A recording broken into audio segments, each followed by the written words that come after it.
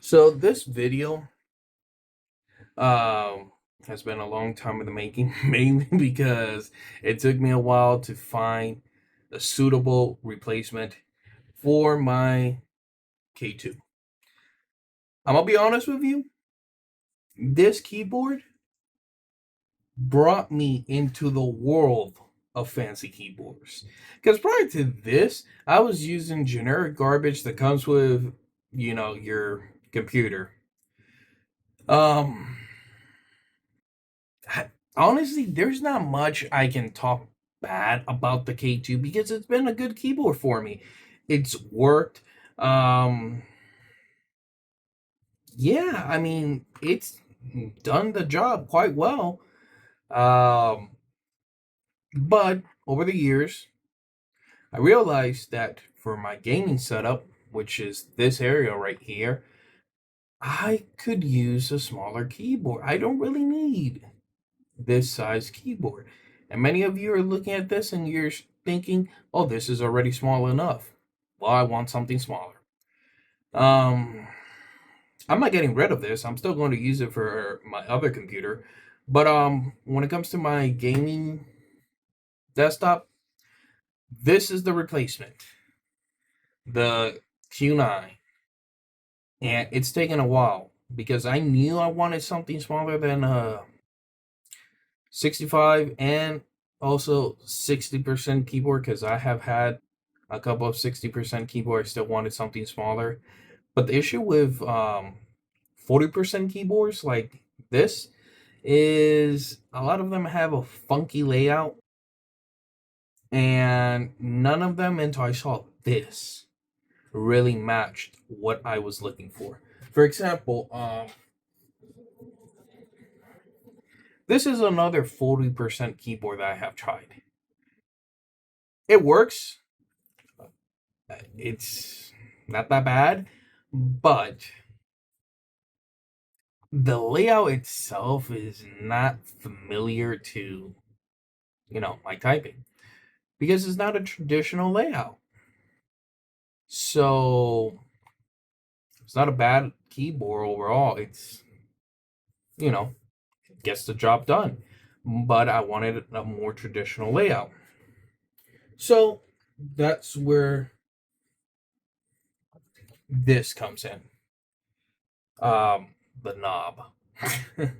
I never thought I I wouldn't want a knob on a keyboard until I actually had a keyboard with a knob.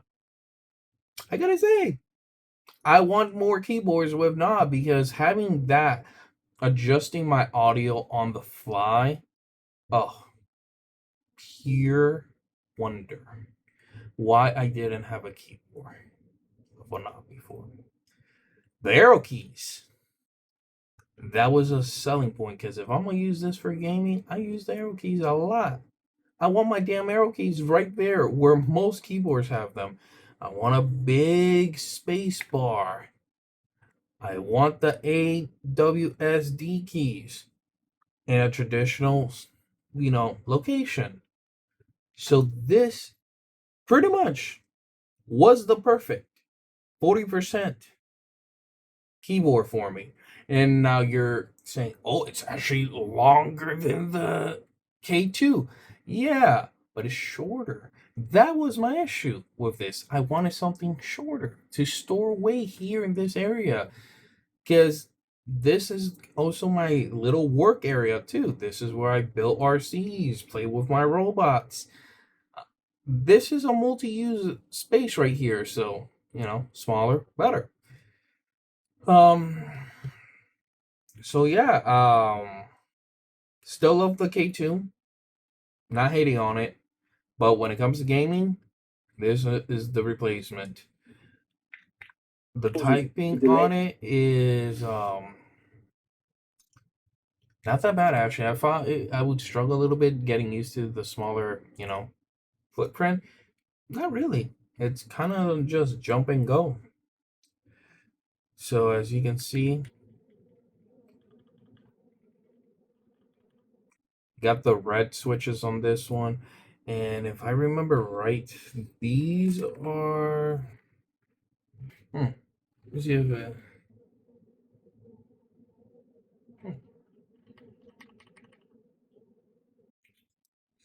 think these are brown switches, if I remember right.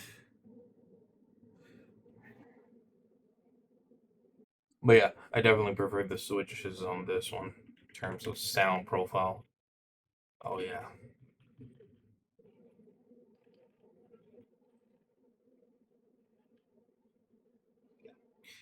this all day.